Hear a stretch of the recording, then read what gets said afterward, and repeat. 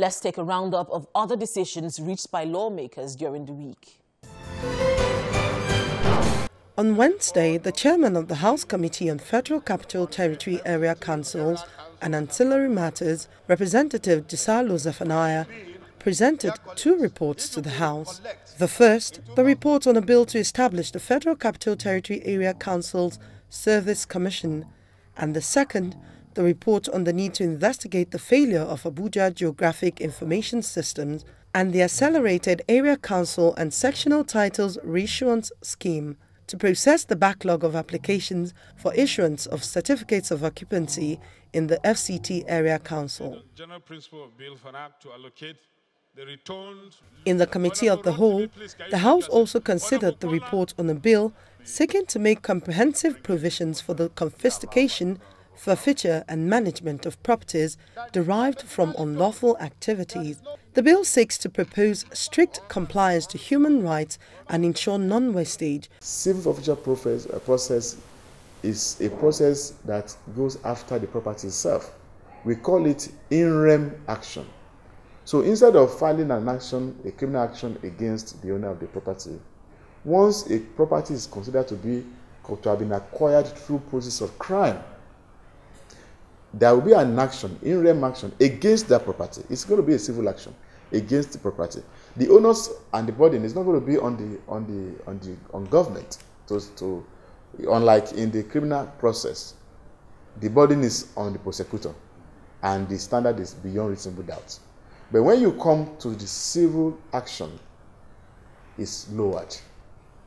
Under in rem action, we file an action against the property. Therefore, it is then incumbent on the owner of that property to prove the legality of the process of the source of purchase. So it won't be the duty of the prosecutor to prove beyond reasonable doubt. It will be the burden will be on the person, the owner of the property, to show the source of his income. So that way, it shifts the burden, and then it is faster. I would also tell you another very important advantage. Imagine a real estate property that we have discovered to be a process of crime, but the owner has fled. We can't find him, or is hiding somewhere. And of course, under the current criminal justice or criminal process, under the EFCC Act or the ICPC Act, you have to arraign that person. There has to be an arraignment, there has to be a plea. And after the arraignment and plea, you have to make sure that you prove your case. Under this process, we don't even need the person to be around. If the person runs out of the country, if he's dead, it doesn't really matter, because the action is against the property, not against the person. So that way we'll be able to recover all of these properties faster and more efficiently. Following the alleged molestation of Ekiti State Governor Ayodele Fayose by security agencies, senators belonging to the People's Democratic Party are asking the federal government to set up a panel of inquiry to investigate the matter. The PDP senators who briefed journalists after Thursday's plenary session expressed dissatisfaction with the alleged molestation of Governor Fayose. Senator Godswill Akpabio, who spoke on behalf of the caucus, says the executives should ensure that anyone found culpable of allegedly molesting the governor should be punished under the laws of the land. The unfortunate incidents that occurred in Ekiti State, where the governor of that state was seen with a collarbone, and of course actually alleging that he was beaten by security agents, and that they used the butt of the gun and hit his head, hit his neck and all. And so as a caucus, we believe that this kind of incident needs to be investigated very thoroughly.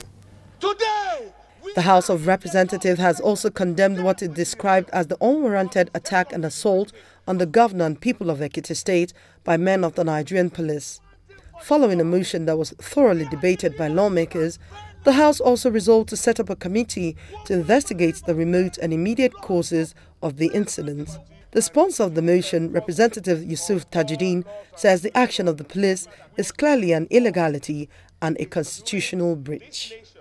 Worried that whereas INEC has put in enormous time, effort, and public funds and resources in its determination to conduct governorship election in the Ekiti State, the police and other security agencies, by their present overzealous action, are likely to constitute a cog in the wheel of INEC.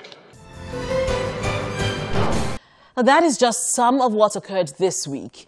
Very strong and clear positions from lawmakers there on national issues. And I'm really looking forward to your comments on the positions taken by lawmakers.